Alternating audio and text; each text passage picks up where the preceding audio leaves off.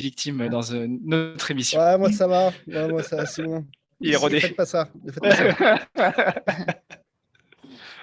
On s'est vu là-dedans. Tu finalises par des blagues après. Bon, alors, ce que je vous propose, en attendant Johan, qui de toute façon vous connaît, à part Paul et Bruno, donc je rappelle juste que la session est enregistrée afin qu'on puisse la diffuser aux personnes qui ne peuvent pas assister ce matin avec nous. L'idée étant d'avoir un moment agréable. Je vous invite à prendre un café. Malheureusement, virtuellement, je ne peux pas vous l'offrir.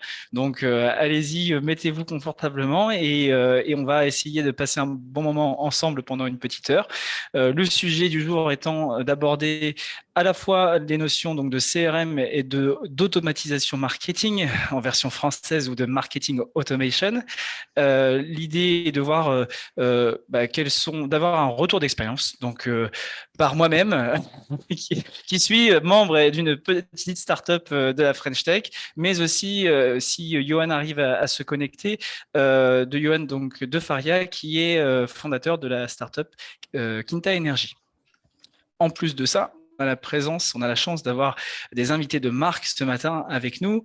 Et on a Anne-Lise Roy, donc, qui est ici, voilà, pour moi, elle est au milieu de l'écran. Alors, on a Johan qui nous rejoint, c'est parfait. Je vais même partager mon écran en même temps, ce sera plus sympa aussi. Et voilà. Et je me mets en mode présentation, ça fait plus joli. Voilà, voilà. J'espère que vous... Surtout, j'espère que vous voyez tous bien mon écran. Donc Anne-Lise, qui est donc représentante de la société Z-Sphere, une entreprise qui est premium partner de Zoho. Anne-Lise, à la limite, je te laisse te présenter. Oui, bonjour à tous. Merci de m'avoir conviée. Avec plaisir. Donc voilà, moi je suis ingénieure commerciale pour la société Z-Sphere. On est une société française, je vous en parlerai un petit peu plus en détail tout à l'heure. Et on est partenaire premium de Zoho, donc l'éditeur de logiciels donc, qui propose notamment des applications CRM, marketing, etc. Mais je ferai une présentation un peu plus complète tout à l'heure. Exactement, merci Annelise. Et voilà, donc on a Annelise qui va nous faire une présentation. Je vais vous présenter l'agenda ensuite. L'organisation, en fait, c'est assez simple. Donc on a Yoann et moi-même qui allons participer. Et on a, en plus de Annelise, on a Paul et Bruno qui sont avec nous ce matin, qui sont nos deux autres invités de marque, qui représentent donc la société NetSuite éditée par Oracle. Et je vous laisse vous présenter, messieurs. Honneur à toi, Bruno. Ah bah non, je n'en ferai rien. Bon, on n'a pas beaucoup de temps par contre. On a des gens qui travaillent, donc c'est comme vous voulez. Allez, Paul, fais le commercial, tu sais bien le faire. Oui, alors nous, effectivement, avec Bruno, donc moi j'occupe un poste d'ingénieur d'affaires pour le compte de NetSuite, qui est depuis 2016 rattaché à la structure Oracle, mais qui existe depuis 23 ans, NetSuite. Et Bruno, du coup, je vais te présenter. Bruno, lui, est ingénieur avant-vente. Donc, il accompagne la force commerciale de NetSuite à l'étude des besoins et à des réponses personnalisées auprès de nos différents prospects clients. NetSuite, c'est une solution qui est base de données unique et qui comprend à la fois la partie CRM, mais pas que, puisque derrière, c'est un vrai ERP et la partie BI, dont on aura le plaisir de parler peut-être un petit peu plus tard avec Bruno. Évidemment. Et nous accompagnons surtout, je me permets, la moitié des licornes françaises avec notre solution NetSuite et bon nombre de sociétés du Next40, du FT120 et des startups en général de toute taille. Merci pour cette petite introduction, Paul. Donc, le but aujourd'hui, on est vraiment... vous allez voir, basé sur le retour d'expérience. On n'est pas là non plus pour n'ayez crainte, les invités, enfin les personnes qui assistent aujourd'hui. On n'est pas là pour faire le catalogue produit de nos deux invités ce matin. L'idée, c'est justement d'avoir un échange sur des retours d'expérience, ce que nous, start-upers, en tant que personne, Johan et moi-même, allons vous partager. Et puis aussi, donc, Annelise, Paul, Bruno, les questions questions qui reviennent régulièrement auprès de leurs clients et comment ils peuvent y répondre. Peut-être que ça répondra à vos interrogations, peut-être que ça soulèvera des questions pour vous. L'idée est vraiment d'être dans la bonne entente, le bon échange et surtout du conseil, du partage, de l'entraide, tout ce que l'on aime à la French Tech et pour démarrer une semaine avec le smile comme on l'aime. Donc alors, sans plus tarder, on commence à avoir quelques participants qui viennent. Donc on va commencer nos retours d'expérience en 2 temps. D'abord, 10 minutes chacun, Johan et moi, 15 minutes par solution et on finira ensuite sur une session de questions-réponses. N'hésitez pas pendant les présentations à poser vos questions dans le chat. On essaiera d'y répondre en fin de session. Et surtout, s'il y a des choses que vous ne comprenez pas, ce qui peut arriver, posez vos questions. Il n'y a pas de questions bêtes. Surtout qu'il n'y a personne qui est expert, en tout cas, pas moi ni Johan. Alors, pour commencer, du coup, Johan, je crois que tu es pressé et que tu es pris par le temps. Je ne voudrais pas que tu sois trop handicapé par justement cette session. Est-ce que tu veux commencer par toi, tes problématiques, qu'est-ce qui t'a amené à automatiser un petit peu ta relation client? Moi, ce que j'ai envie que l'on parle aujourd'hui, c'est vraiment qu'est-ce qui nous amène à automatiser des processus. Moi, j'en parlerai un petit peu plus tard. C'est vraiment de se dire, j'ai des contacts, je fais des tâches répétitives, évidemment d'ordre commercial et de communication. Comment je peux faire en sorte que ça soit plus fluide, plus simple et surtout sans que ça soit trop robotisé.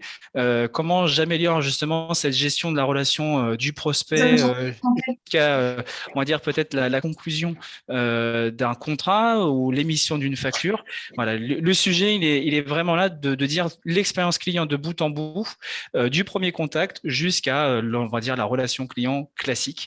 Le commerce et la communication en 2022 étant très liés, je pense que c'est 2 sujets qui nous importent tous. Et donc, du coup, Johan, à la limite, je te laisse te présenter aussi en guise d'introduction et puis de nous dire qu'est-ce qui t'intéresse sur ce sujet si important, pardon.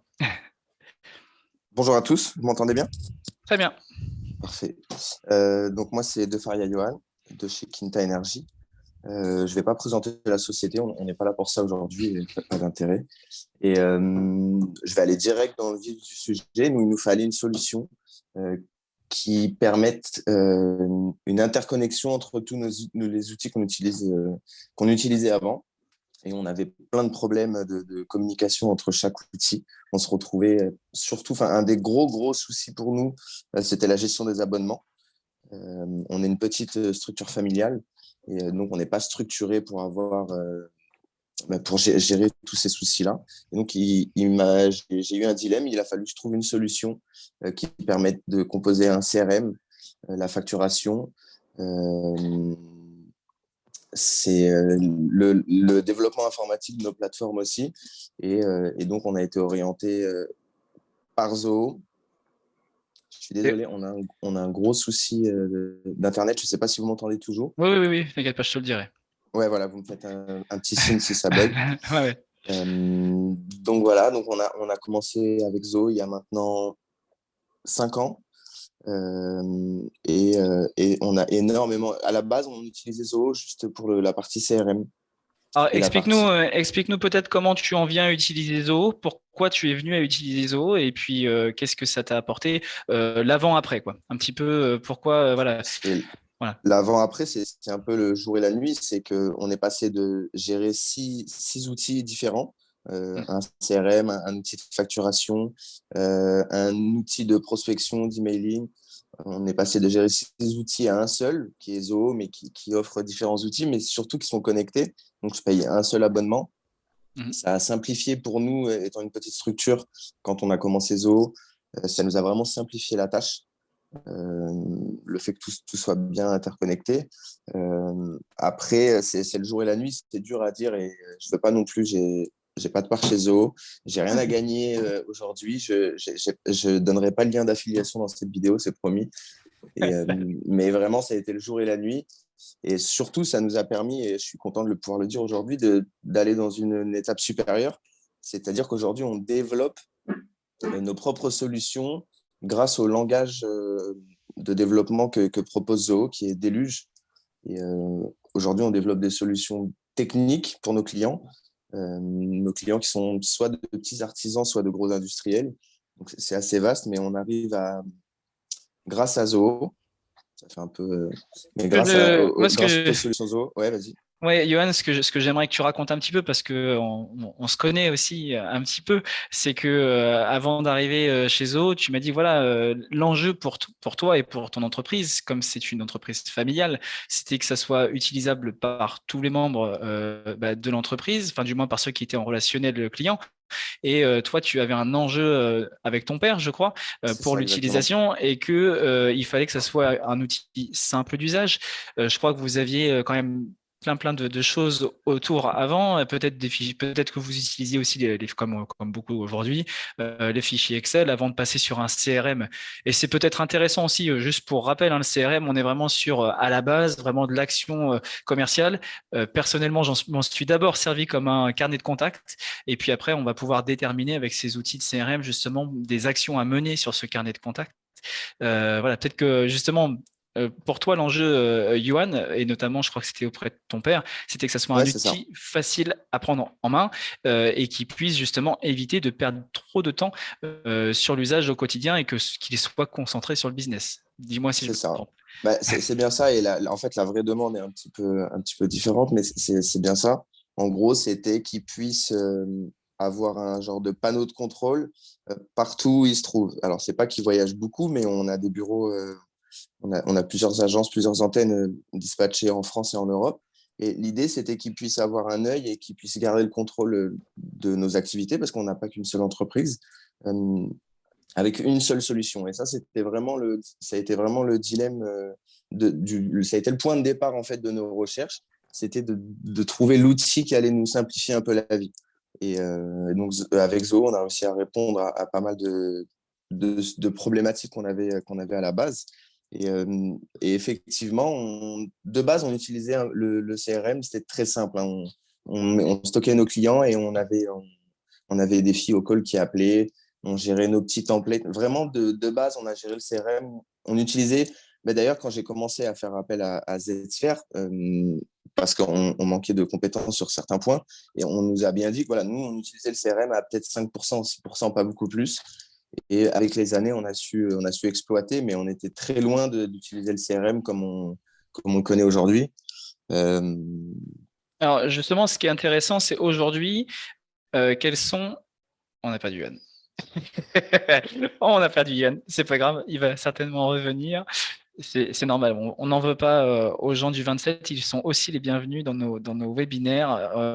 On est French Tech Normandie, on n'est pas que dans la ville, et c'est pour ça qu'il y a des moments où les connexions Internet peuvent couper.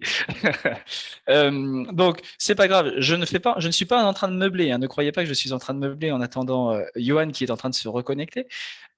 Et voilà, nickel. Johan, tu es revenu Je parmi nous. suis désolé, vraiment, c'est horrible d'être d'être aujourd'hui avec des problèmes d'internet. C'est juste, j'ai envie de mourir. C'est pas grave, c'est pas grave. Tant que tu nous dis que c'est pas Zoho qui te fait planter le tout, ça va. On est Non, serein. non, c'est un des plus grands fournisseurs français d'internet. Ouais, bon, écoute, ça arrive. Donc du coup, ce que pour justement finir sur ta partie, ce que j'aurais aimé que tu puisses évoquer, c'est quelles sont en fait les actions que tu mènes aujourd'hui au sein de Zoho, quelles sont les choses que tu utilises le plus et en quoi ça te facilite la vie. Alors aujourd'hui, on va dire, si on devrait dispatcher, le CRM est passé en deux pour nous. Le CRM est devenu une base de données géante. Et on utilise énormément Zoho Analytics, qui va être l'outil vraiment pour trier la data, pour la trier et la rendre un peu plus sexy aux yeux de tout le monde. Mais moi, pour ma part, c'est Zoho Creator que j'utilise vraiment le plus. C'est une solution qui va récupérer nos données qu'on a un petit peu partout dans Zoho, et on peut en faire des applications.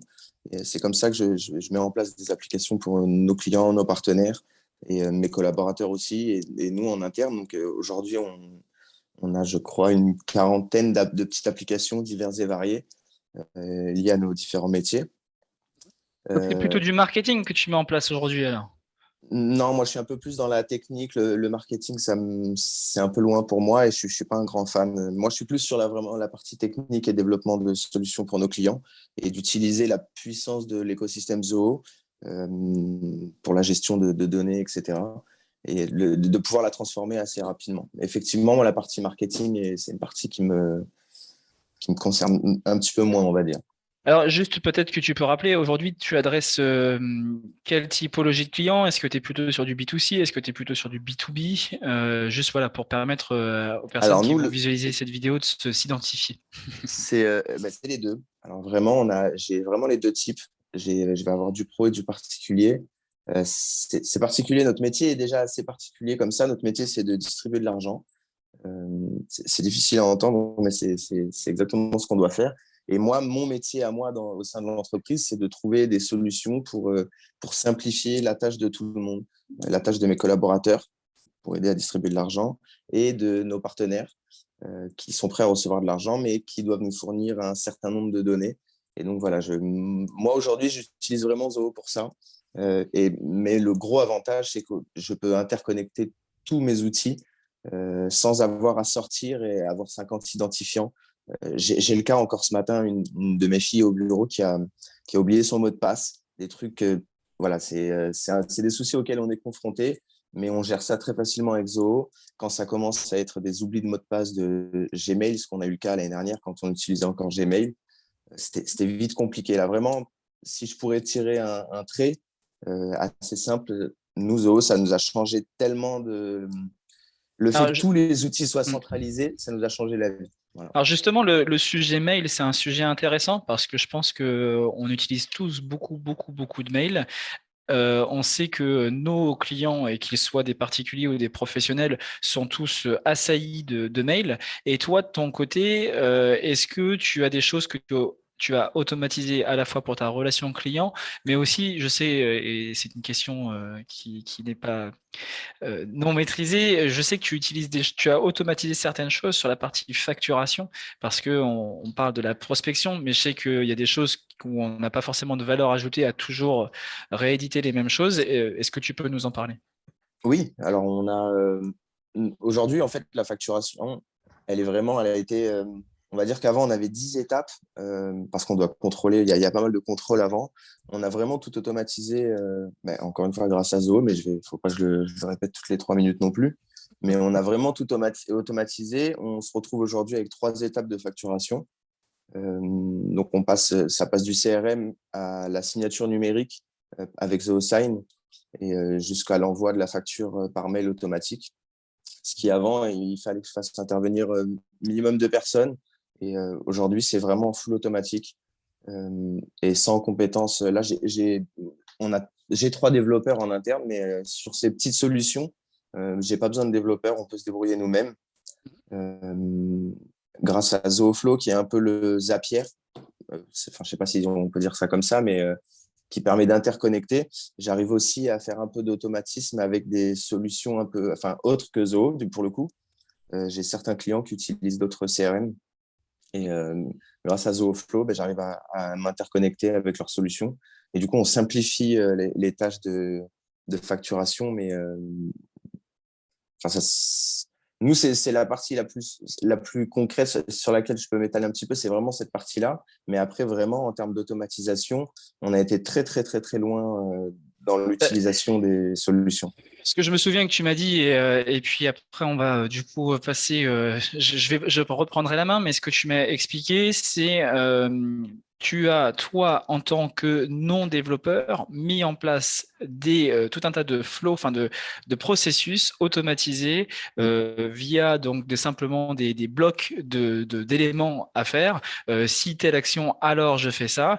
C'est pas que Zoho qui fait ça. Il y a aussi d'autres solutions et je vais en parler aussi puisque je vais pas parler. Moi, de mon côté, je ne parlerai pas de Zoho, mais je parlerai d'autres outils qui ne seront pas du NetSuite et je laisserai justement NetSuite en parler. Mais l'idée, c'est voilà, de se dire aujourd'hui, même si on n'est pas un informaticien, un ingénieur en informatique ou un expert justement en marketing, avec un petit peu de bon sens et de logique, je sais que toi, Johan, tu as réussi. Alors, dis-nous combien de temps tu as passé pour mettre en place ton premier processus. Ça peut être intéressant de savoir ça.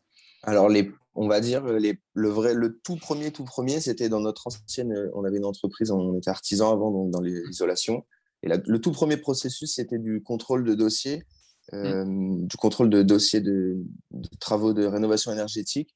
Donc, un scan. Et de ce scan, je devais partir jusqu'à la facture. Donc, il y avait 6-7 processus. Et ça a été 10-12 heures de travail pour comprendre vraiment le procédé de bloc et de conditions.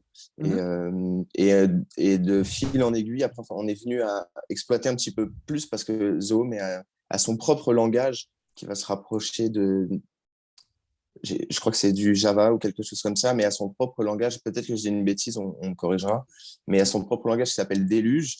Et depuis, alors j'ai jamais fait de développement ni de code, mais depuis, j'ai mis le nez dedans et je m'y intéresse vraiment. Et aujourd'hui, on arrive à faire on a une demande là, par exemple, qui est arrivée vendredi d'un client qui aimerait que ses factures soient dispatchées sur chaque pôle commercial en France. Et je sais que là, ça va me demander 1 heure et demie. Et potentiellement, demain, je lui présente une solution qui va être fonctionnelle et on va dispatcher ces dossiers de primes un petit peu partout sur les pôles qu'il nous a demandé. Sans potentiellement, je ne sais pas encore bien, mais normalement, il n'y a pas de développeur qui devrait passer derrière moi.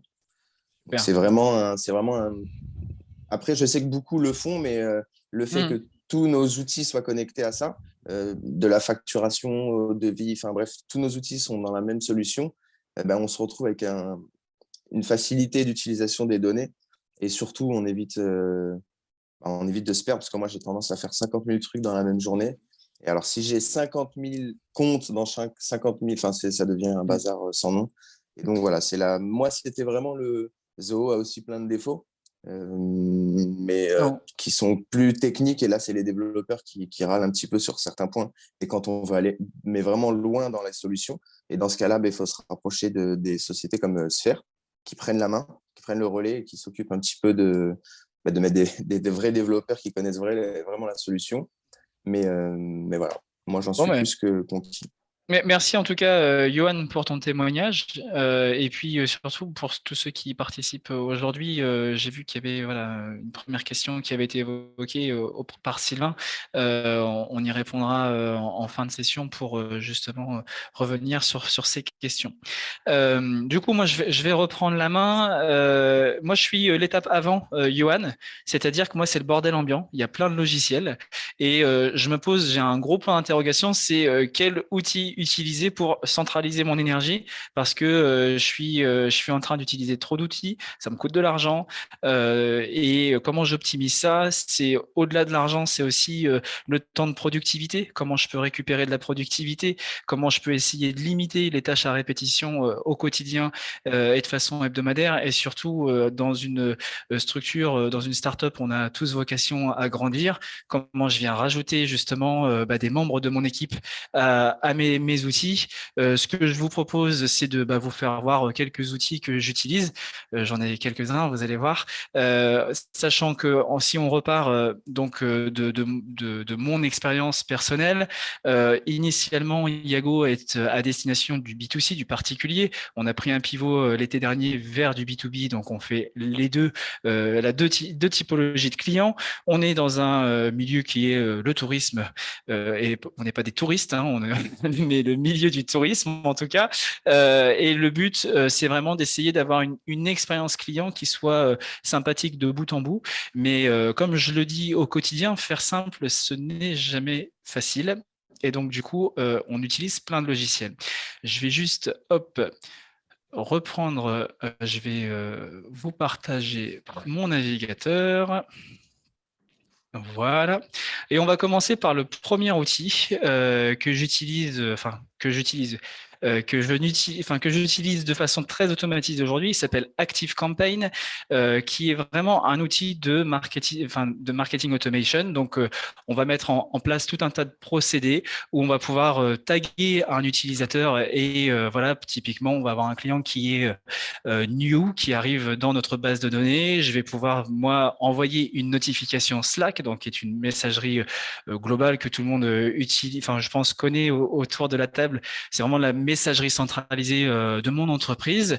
L'idée, c'est de pouvoir déclencher un premier mail que je vais envoyer à mon utilisateur avec un contenu que je vais pouvoir adapter. Et puis ensuite, on va pouvoir mettre une temporalité, des conditions, oui, non. Et en fonction justement du parcours client, on va pouvoir envoyer des séquences de mails, donc avec une temporalité que vous allez pouvoir paramétrer. Combien de temps ça prend ?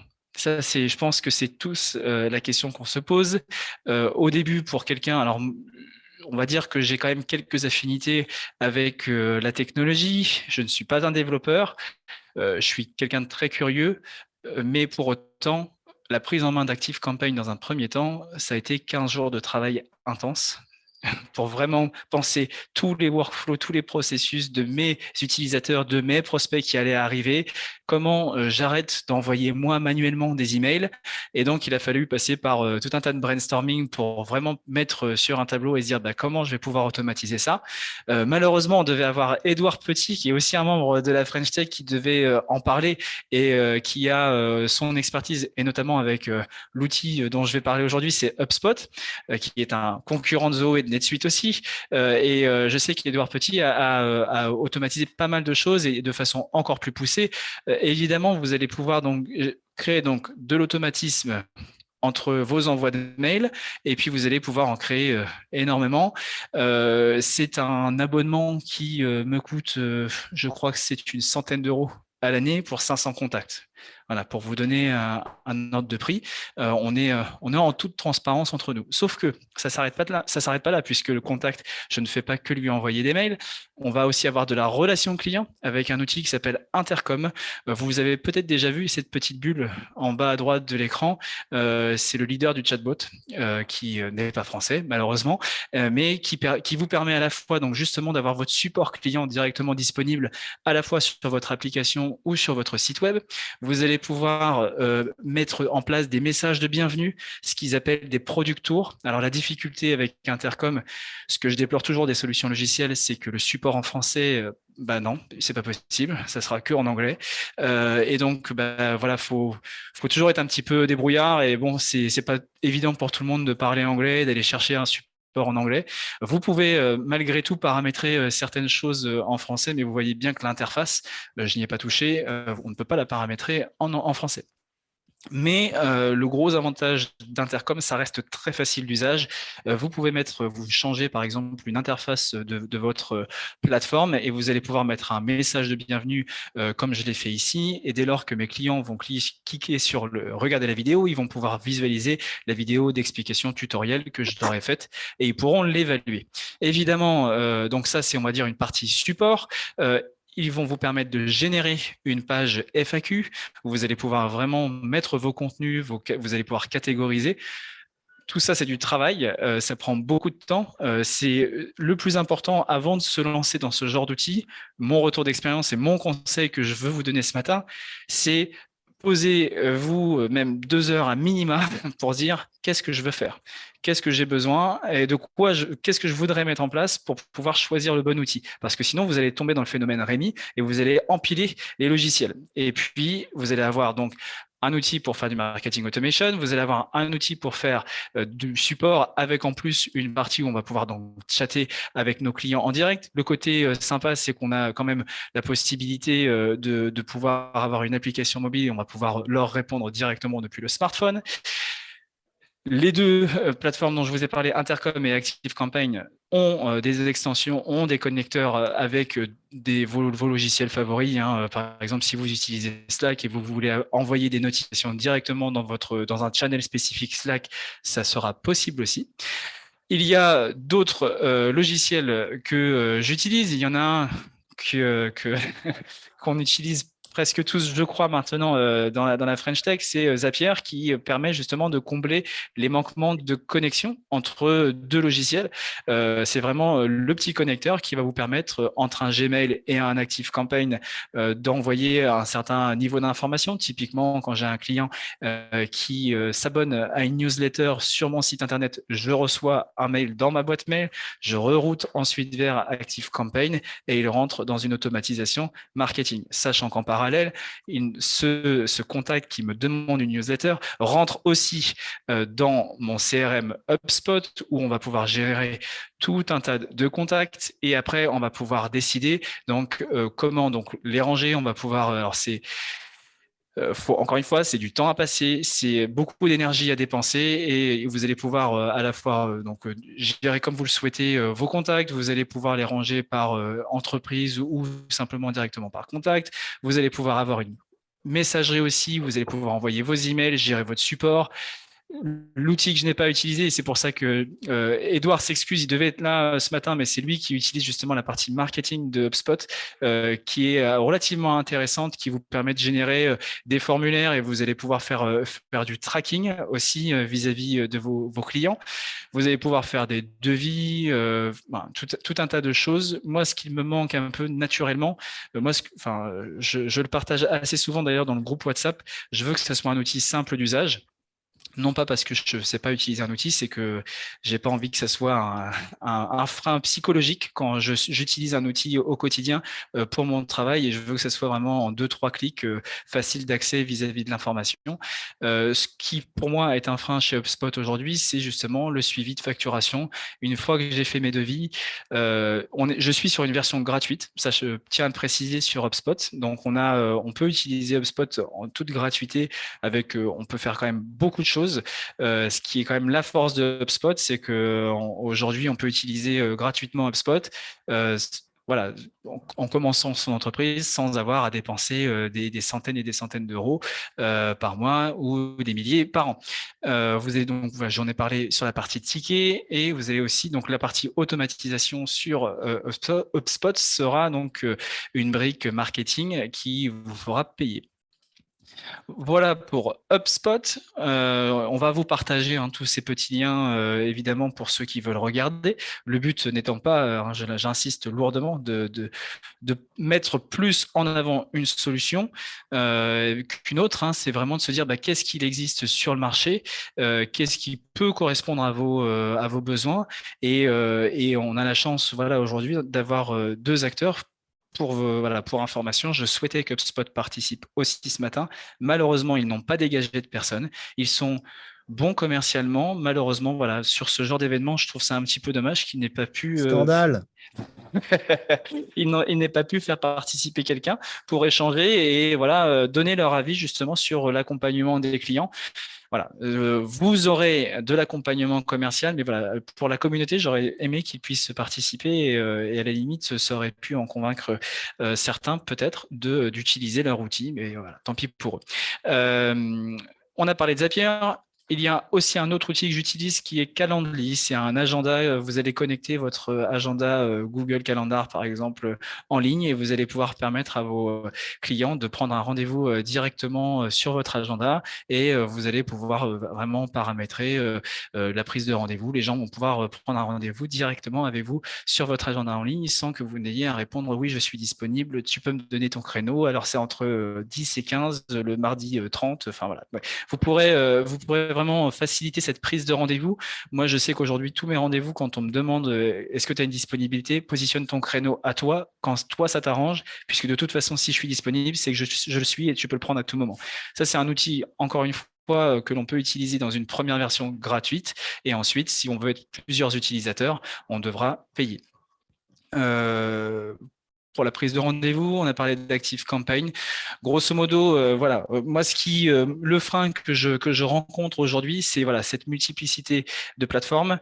Je dois switcher d'une plateforme à une autre, sachant qu'on nommait aussi la partie où je dois gérer les réseaux sociaux, plus mon site web. Donc, on rajoute encore une couche justement sur la partie dépenses énergétiques, j'ai envie de dire, au quotidien, surtout qu'il n'a pas forcément de valeur ajoutée. ma grosse interrogation du moment, et qui n'en est pas des moindres, c'est vers quel outil je m'oriente. La première démarche, ça a été naturellement, je vais aller vers HubSpot. Sauf que HubSpot a une méthode qui est singulière et qui est peut-être intéressante commercialement, et je vous laisserai en juger. Ils vous font de la gratuité. Puis, si vous avez la possibilité, par exemple, comme moi, d'être au Village by CA, vous pouvez bénéficier d'une offre startup la première année. Ça va vous coûter une centaine d'euros. Sachant que mis bout à bout, l'ensemble des logiciels me coûte plus que ça tous les mois. Ça va vous coûter 130 euros par mois la première année, parce que vous avez 90% de remise sur leur abonnement. La deuxième année, vous avez 50% de remise, donc vous passez à 6 000 euros l'année. Et puis la troisième année, vous allez passer à plus de 10 000 euros l'année.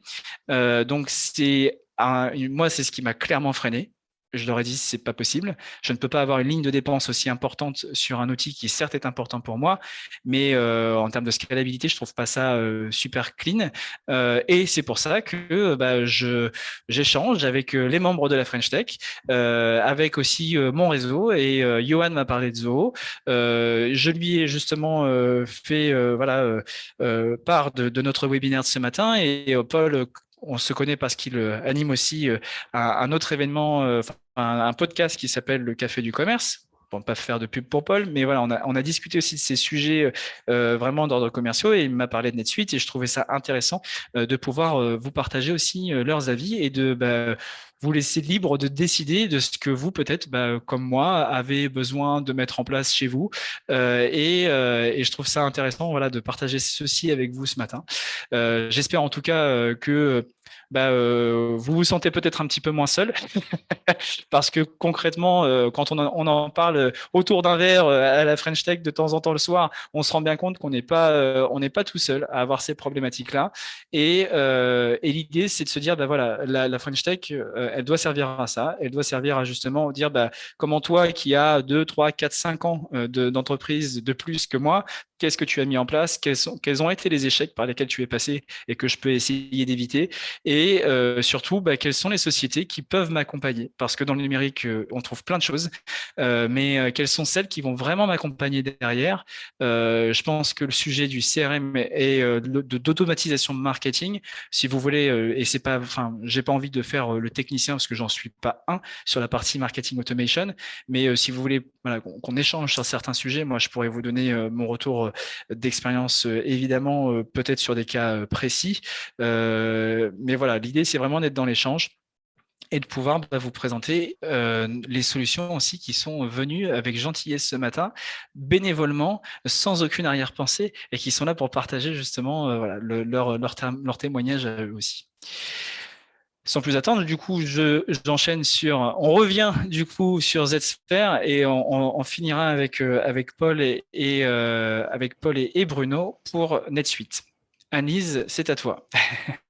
Merci. En tout cas, merci pour ces échanges. Et du coup, pour Johan, je ne sais pas s'il a quitté ou pas le call, mais qui a déjà qui a fait déjà une belle pub de Zoho, donc merci à lui. Moi, je ne suis pas Zoho, on est la société Zsphere, mais ça fait toujours plaisir de voir que Zoho aide les clients. Je vais vous montrer un petit peu ce qu'on peut faire, ce que Zoho propose déjà dans un premier temps, et puis comment Zsphere aussi peut aider. Mais déjà, dans un premier temps, je vais un peu jouer la commerciale de Zoho, même si je ne le suis pas, mais c'est avec plaisir. Et puis, du coup, je répondrai je vois que Yoann a déjà répondu à une question qui avait été posée sur Zoho, mais n'hésitez pas si vous avez besoin. Je peux partager mon écran pour vous montrer Bien peut-être sûr. des petits Hop. visuels. Allez, tu dois avoir la main. Hop. Oui, je pense que c'est parfait. Voilà, je ne vais pas pouvoir vous faire une présentation, une démonstration de Zoho ce matin, parce qu'on a très peu de temps et il y a tellement de choses à vous montrer que ça va être compliqué. Mais après, je reste à votre disposition pour ceux qui le souhaitent, pour vous montrer un petit peu ce qui peut être fait et puis personnaliser peut-être une démonstration. Mais alors, pour vous expliquer, donc Zoho, c'est une plateforme cloud intégrée. Donc, la société Zoho, si je reprends dès le début pour vous présenter un petit peu, Zoho d'Indienne, qui se trouve aujourd'hui à Chennai, ils sont 11 000 employés. Et ils ont 75 millions d'utilisateurs dans le monde, donc sur toutes leurs applications que je vais vous présenter un petit peu. Il faut savoir que voilà, ce sont des équipes de développement. Ils ont été enfin, Zoho, ça a été créé il y a 25 ans maintenant. L'objectif de Zoho, c'est de proposer des solutions qui répondent, donc aux besoins des sociétés et l'objectif, c'est de proposer surtout des solutions, très, abordables et très fonctionnelles, très faciles de prise en main, très évolutives pour, les startups. Parce qu'ils estiment, enfin en tout cas le fondateur de Zoho, estime que n'importe quelle société, même la plus petite qui débute, avec, 1 personne, 2 personnes et cetera, a besoin d'outils pour, faire, évoluer sa société et a besoin d'un CRM, d'outils marketing et cetera. Donc l'objectif, c'était de proposer des solutions, des fonctionnalités qui puissent convenir, au plus de sociétés et puis surtout, bah, faire évoluer en fait, les sociétés grâce à des outils parce que même si on est tout petit, on a, des besoins aussi gros que les autres sociétés. Donc ça, c'est vraiment l'objectif de Zoho. Donc aujourd'hui, là, je vais vous montrer en 15 ans, voilà toutes les applications qu'ils ont pu, développer à ce jour. On en a une cinquantaine. Ce qu'il faut imaginer en fait chez Zoho, c'est que chaque application, c'est un peu comme une brique Lego. On va l'utiliser toute seule, mais on peut, donc en utiliser plusieurs selon les besoins et puis les connecter entre elles comme on le souhaite et en fonction aussi de notre évolution, elles vont pouvoir partager l'information. Zoho maintenant, je vais vous reprendre un petit peu la plateforme parce que là, il y a plein de logos, plein de choses, mais c'est pour vous montrer un petit peu l'évolution, de ces dernières années. Mais, l'objectif aussi, c'est de pouvoir être ouvert sur d'autres solutions. Zoho n'est pas du tout fermé à être, connecté à d'autres outils du marché que vous utilisez aujourd'hui. Donc il propose, sa solution maintenant, ne seront pas fâchés si vous utilisez autre chose. Il y a des connecteurs, directs, donc avec, certaines solutions aujourd'hui du marché, des solutions marketing et cetera. Et aussi, vous avez avec Zooflow, en effet, comme l'a dit, Yoann tout à l'heure, qui est l'application en fait, qui est une plateforme pardon, de connecteurs comme Zapier que vous pouvez utiliser aujourd'hui, qui va connecter en fait, les outils Zoho avec d'autres outils, du marché que vous pouvez utiliser. Voilà un petit peu, comment, ça fonctionne. Donc juste pour vous reprendre un petit peu la plateforme donc que vous pouvez retrouver sur notre site internet. Vous avez plusieurs, briques en fait, chez Zoho comme je vous l'expliquais. Toute la partie vente et marketing, c'est pour ça que je suis arrivée aujourd'hui ce matin et que j'échange avec vous. Donc avec notamment le CRM qui a été la première application qu'ils ont développée en fait et après tout va tourner autour du CRM puisque ça va être un petit peu la base de tout. C'est d'ailleurs de là qu'arrivent tous les clients chez Zoho en général, hein, qui ont un besoin en fait, de gérer leur base de données parce qu'au départ, ils la gèrent sur Excel ou simplement avec un portefeuille client sur leur boîte de messagerie.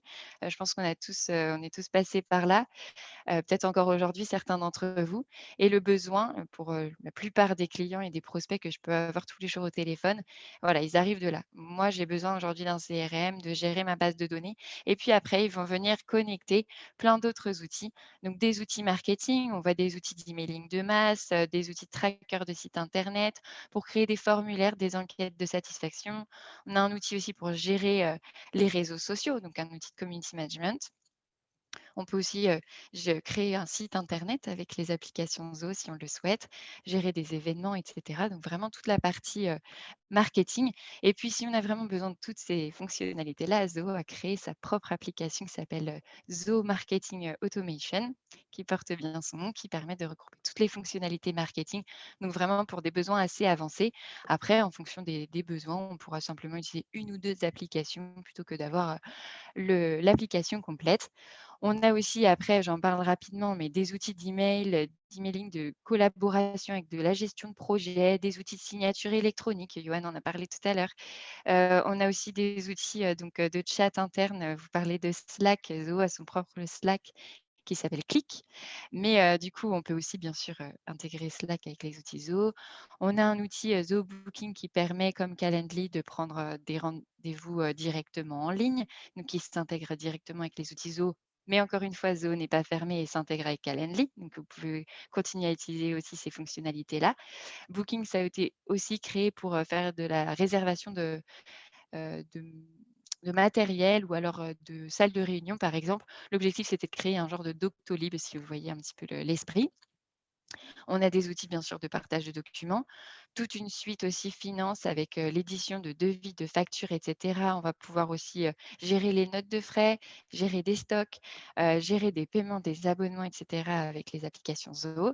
Pour répondre à la question de tout à l'heure sur la partie du coup production, aujourd'hui Zoho n'a pas développé son application dédiée à ça.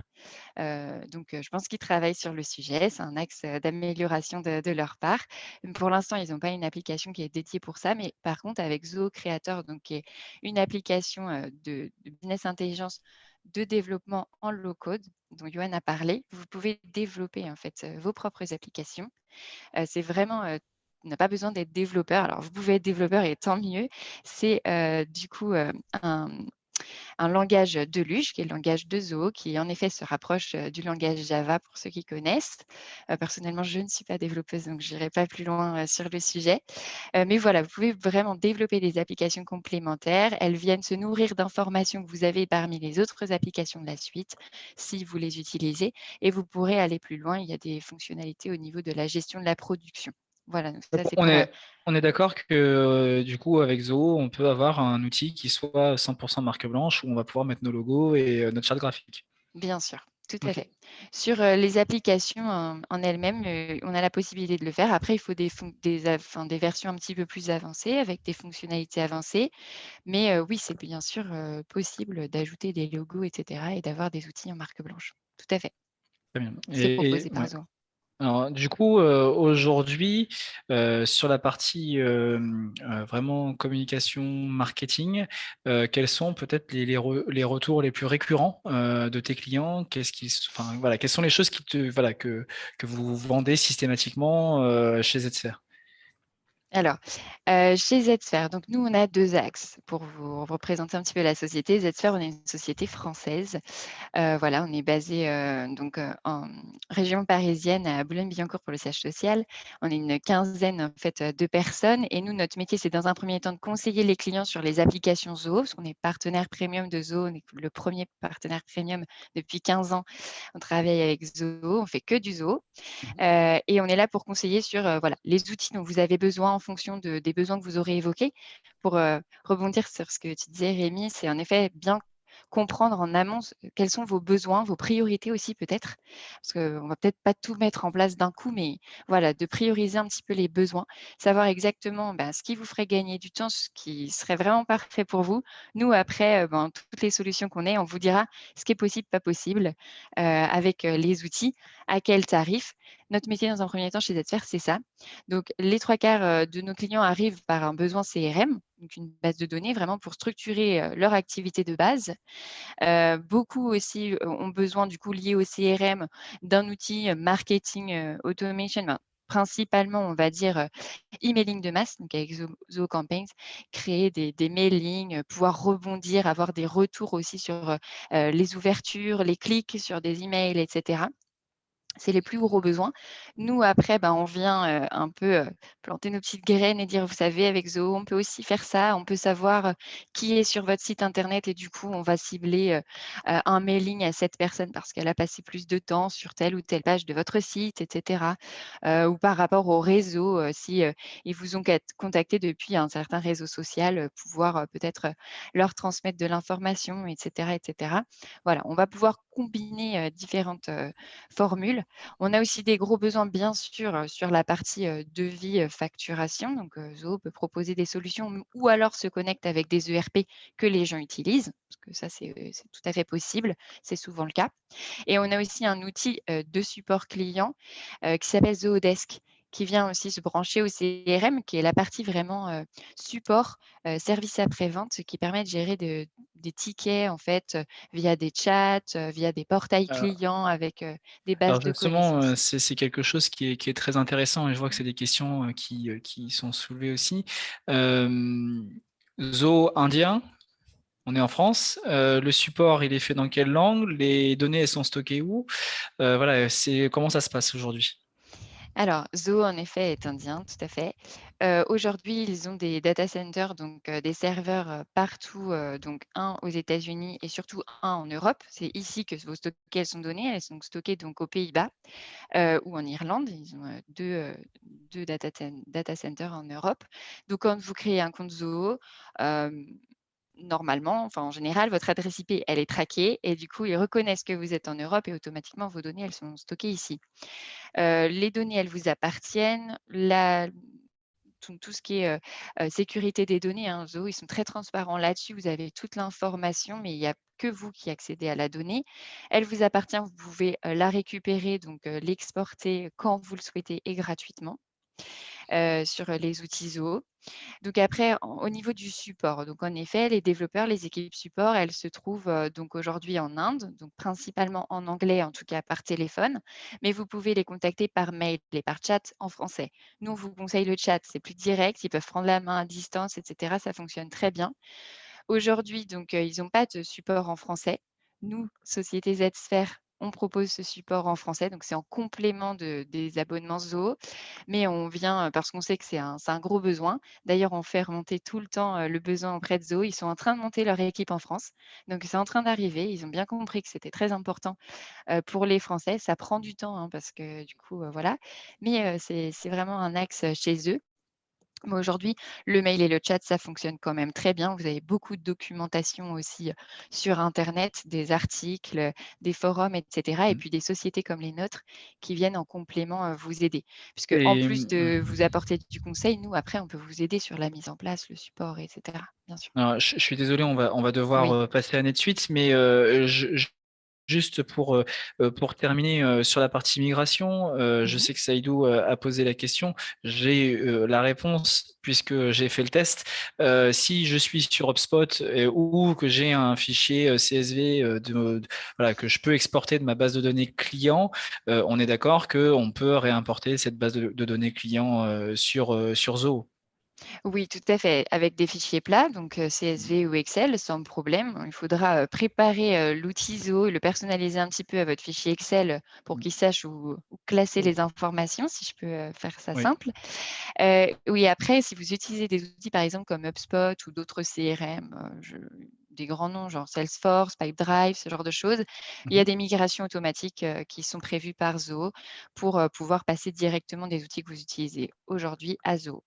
Et puis après, chez Zoho, plusieurs tarifications. Il y a des offres très complètes à partir de 37 € par mois, par personne. Mmh. C'est ce dont, Yoann parlait tout à l'heure et vous accédez à toute la plateforme. Du coup, vous activez seulement les versions qui vous intéressent. C'est des outils très évolutifs. Mais après, voilà, n'hésitez pas à nous contacter. Si vous avez des questions, on pourra plus personnaliser en fonction de vos besoins, vous dire le tarif, que vous puissiez comparer, vous faire des démos, et cetera. Là, c'était très court, très Bien sûr. condensé, mais on reste à votre disposition, il n'y a pas de problème. Non, c'était le but, c'est susciter l'intérêt. De toute façon, on finira évidemment et on remettra dans la vidéo aussi des contacts, hein, que ce soit Mmh. Paul ou Anise, pour ceux qui veulent aller plus loin justement sur l'analyse de ces deux outils et pour justement faire un petit peu de place aussi à NetSuite et enchaîner sur le deuxième sujet, enfin du moins la deuxième présentation. Je vous propose de basculer tout de suite sur NetSuite et puis on terminera par justement une session de questions-réponses. Paul, je te laisse la main. À toi. Merci Annelise, hein, c'est hyper intéressant ce que tu as dit. Et je fais la jonction avec ce que tu as dit. Effectivement, des fois, derrière Zoho, il y a des ERP et d'autres solutions, et NetSuite en fait partie, puisqu'en fait, on a des clients communs avec Zoho et NetSuite. Moi, ce que je propose, la façon dont ça va se passer, je vais vous pousser 2-3 petites diapos pour présenter rapidement NetSuite, l'historique et d'où ça vient, et je donnerai la main à Bruno qui vous montrera rapidement des flux. NetSuite, en quelques mots, je vais partager mon écran. C'est une structure qui a été partagée. Vous voyez mon écran? Ça y est, ouais. Ok. En fait, c'est une structure qui a été créée en 98 par Monsieur Evan Goldberg, qui a travaillé chez Oracle au même moment qu'un certain Marc Bienoff. Donc, Evan Goldberg et Marc Bienoff sont tous deux allés voir Larry Ellison, l'actuel président d'Oracle, en disant, Evan Goldberg, c'est très bien de faire des ERP dans le cloud, mais les faire que pour les grosses structures, c'est se couper une partie du marché. Et moi, je pense que l'avenir, c'est dans les ERP pour les TPE, PME, ETI, leur proposer quelque chose dans le cloud et d'être en mesure de pouvoir leur donner les mêmes moyens que les structures du CAC 40, par exemple. Il dit, si tu veux, Larry, je crée ça et j'aurais besoin de, à l'époque, c'était 126 millions de dollars pour créer NetSuite. Et donc, il a créé NetSuite, Evan Goldberg. Et Marc Bienoff a eu le même discours, mais en disant, moi, je pense que le futur, c'est l'ERP, c'est le CRM dans le cloud. Et ce Marc Bienoff, il a créé une petite structure qui s'appelle Salesforce et qui fait aujourd'hui à peu près 13 milliards de dollars. Le cheminement, ça a été qu'en 2000, NetSuite devient le premier cloud business suite, donc vraiment la première application business dans le cloud. Introduction en bourse en 2007, premier ERP cloud monde en 2014, c'est-à-dire vraiment cloud natif. C'est important pour nous d'avoir cette culture cloud. Et vraiment le premier à pouvoir prendre en charge des structures worldwide, vraiment au monde. Et puis, chemin faisant, en 2016, Oracle, qui avait avec donc Larry Ellison, l'actuel patron d'Oracle, toujours suivi l'évolution de NetSuite, va voir Evan Goldberg et lui dit, tu es le fondateur, le créateur, moi je te propose de racheter et de t'appuyer pour donner de la pérennité et de la visibilité sereinement à tes clients, de t'appuyer sur le groupe Oracle. Et donc en fait, Larry Ellison a racheté NetSuite pour un peu plus de 9 milliards de dollars. Donc aujourd'hui, NetSuite se positionne dans le groupe Oracle comme la solution ERP globale orientée pour les TPE, PME et les ETI. C'est important, parce que souvent on nous dit « Ah, mais vous savez, vous êtes Oracle, vous êtes gros, pas que. On est aussi, en fait, NetSuite orienté pour les petites structures et les startups. » Alors, vous me voyez bien? Vous voyez bien? Oui, c'est bon, c'est bon. Okay. On suit, on est sage. D'accord. Ah ouais, non, c'est rare. Je suis, c'est rare. Ouais, c'est vraiment. C'est rare qu'on t'écoute. C'est rare que je t'écoute. Surtout pareil. Et donc, voilà, aujourd'hui, quelques références avec lesquelles on a le plaisir de travailler. Donc, des références françaises, des références européennes, des références américaines. Ce qu'il faut savoir, c'est que pour bon nombre de ces références-là, qui sont des noms qui, dans le monde de la startup, parlent forcément à beaucoup de monde, sont des gens qu'on a accompagnés dès le début. Puisqu'en fait, on a la capacité d'accompagner des créateurs d'entreprises qui font quelques centaines de milliers de chiffres d'affaires jusqu'à des structures qui font jusqu'à 300 millions de chiffres d'affaires. Lorsque vous êtes client NetSuite et que vous avez le plaisir de travailler avec nous, vous avez tout de suite un fonctionnel ERP simple. C'est-à-dire que nous, on est capable d'aller du marketing, comme ce qu'a pu expliquer un petit peu Jo tout à l'heure, et d'aller jusqu'à l'enregistrement de la transaction. Et au milieu, il y a énormément de flux à gérer. Ces flux-là, vous les avez dans une seule et même base de données avec NetSuite, dans une seule et même interface, dans un seul et même software. On va aller donc effectivement, là, on a des fonctionnalités ERP simples qui vont être de l'enregistrement de votre facture, de l'enregistrement de votre bon de commande. On va gérer les revenus, ça va peut-être parler aux entreprises de SaaS et aux éditeurs de logiciels. On a ce qu'on appelle le RevRec. On a, pour les entreprises qui développent des outils SaaS, on a ce qu'on appelle les SaaS Metrics, même dans notre solution. Et c'est là-dessus on arrive à être bon et à se différencier. Planification financière, on va gérer aussi avec des fonctionnalités de commande, d'achat de stock. Tout à l'heure, on a parlé production. NetSuite intègre des éléments de production, gestion d'entrepôt. On va même jusqu'à une supply chain, ce qu'on appelle un WMS un petit peu pointu. Et les fonctionnalités, là, je vais donner la main à Bruno, des fonctionnalités CRM. Alors, somme toute simple, c'est-à-dire qu'on va avoir de l'ASFA et de marketing automation. Mais qui ont l'avantage de pouvoir se diluer dans la globalité d'un NetSuite. Et puis aussi, évidemment, pour les entreprises de services, du project management, qui souvent va de pair avec les entreprises de SaaS.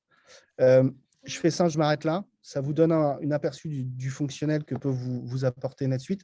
Bruno, je te rends la main et puis tu peux nous montrer quelques petits processus flux. Vous voyez mon écran? Oui. Bon, Tu m'as dit de ne pas faire trop commercial, Rémi. Hein. Non, mais on est vraiment voilà le but, c'est dans l'échange. C'est intéressant aussi de se dire bon, que ce soit Zoho, que ce soit NetSuite, il y en a pour toutes les bourses. Ça, c'est super important. Moi, je trouve que c'est le plus important. En termes de tarifs, on pourra en reparler après, mais on est à quelques dizaines, on part à quelques dizaines d'euros par utilisateur, ça peut aller jusqu'à une centaine d'euros par utilisateur. Et on reviendra dessus après. Ok. Rémi, tu me donnes combien? 5 minutes? Oui, si c'est de 5 minutes, si tu en as besoin de 6, je te donnerai 6. Ouais, super. Génial. Je prends les 6 alors. Vas-y. Bon, alors, très vite, l'idée, c'est que je vous donne un aperçu de comment je capte le besoin chez mes clients et juste derrière, une petite expérience utilisateur pour répondre à leur solution, qu'est-ce que je propose dans l'outil avec une petite simulation. Alors, pour reprendre, je refais une marche arrière, juste pour reprendre le dialogue de Paul, les fondations de NetSuite, vous les retrouvez ici. Donc, évidemment, on a une brique CRM, mais vous voyez qu'elle se retrouve représentée dans quelque chose de beaucoup plus vaste qui va représenter une entreprise dans son ensemble. Mais l'idée principale, c'est que vous voyez, au milieu, il y a cette source principale, cette uniformisation et cette unicité de l'information qui va permettre de partager une expérience vente, une expérience achat, une expérience production, par exemple, de façon très facile, très simple et intuitive à travers un socle commun.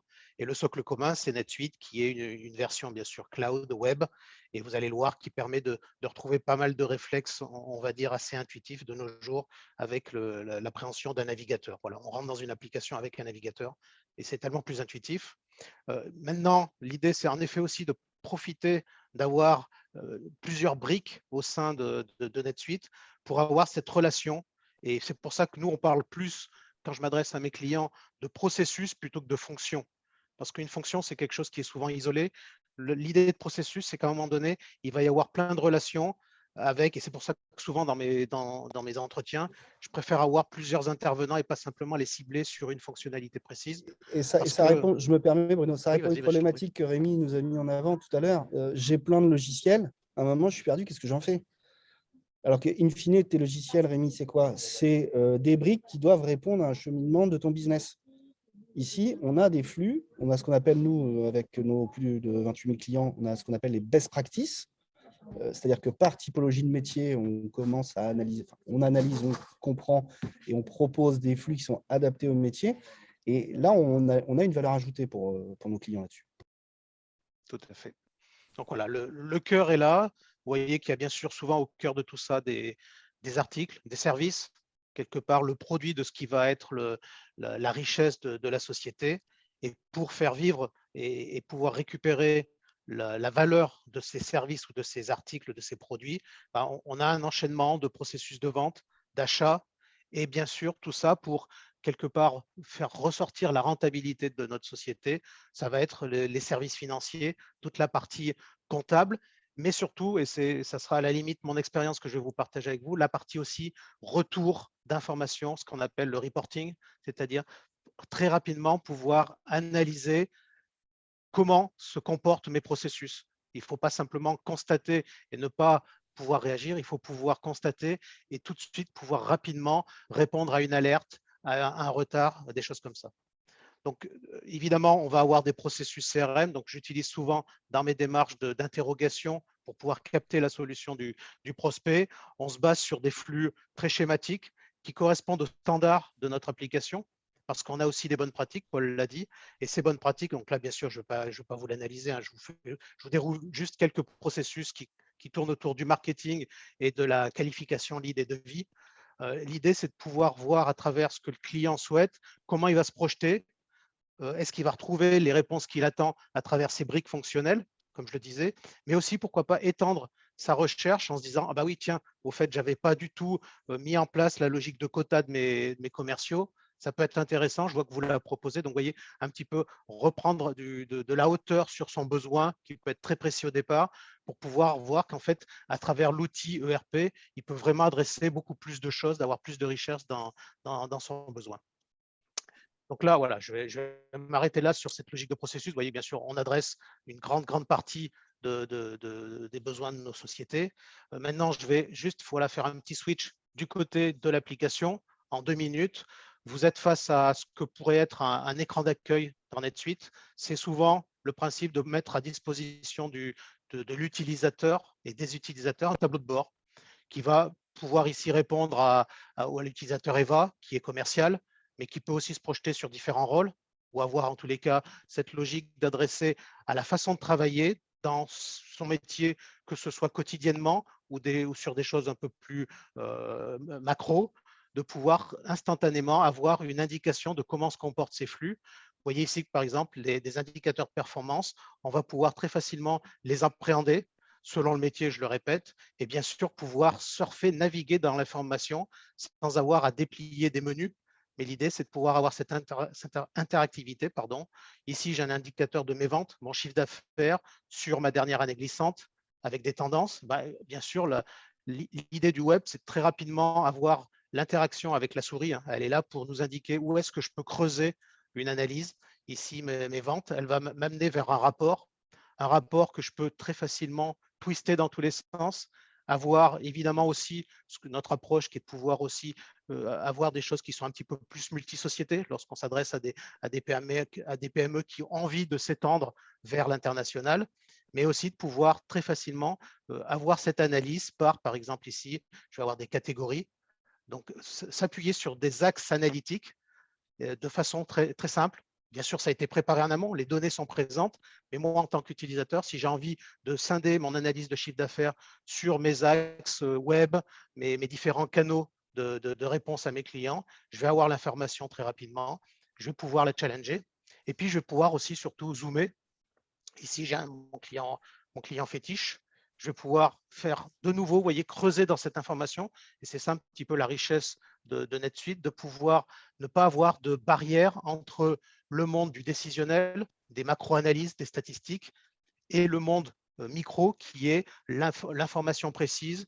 On le retrouve ici, pourquoi pas, une facture particulière, une commande particulière, et vous aurez toujours à tout moment le moyen de pouvoir zoomer sur ces informations pour retrouver la commande en considération, l'opportunité qui a été à l'origine de cette commande.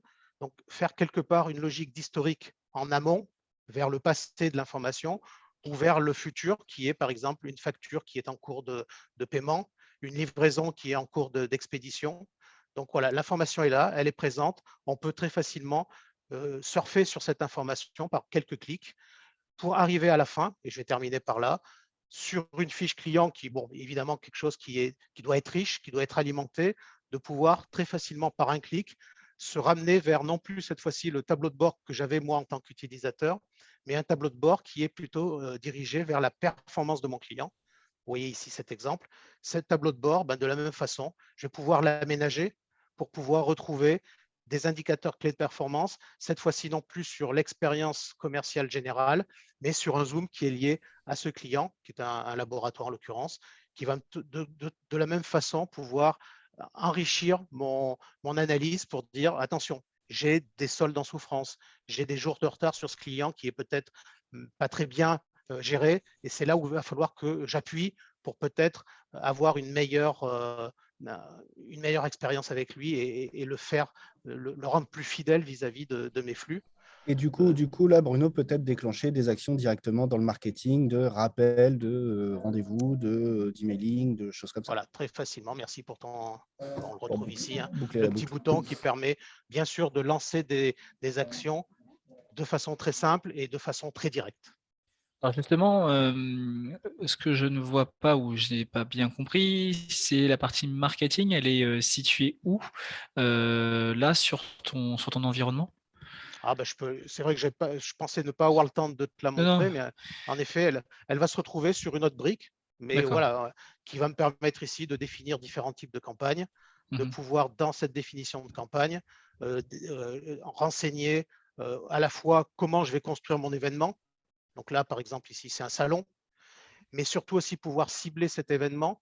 Et la cible de cet événement, c'est aussi profiter de la richesse de l'ERP pour dire mon groupe cible, soit c'est une liste de clients que je vais établir, mais de façon peut-être encore plus pertinente, c'est dire je vais créer une recherche, une requête dans mon ERP pour dire cette recherche, elle concerne par exemple ici mes clients B2C, mais elle est faite comment cette recherche? C'est moi qui vais la construire.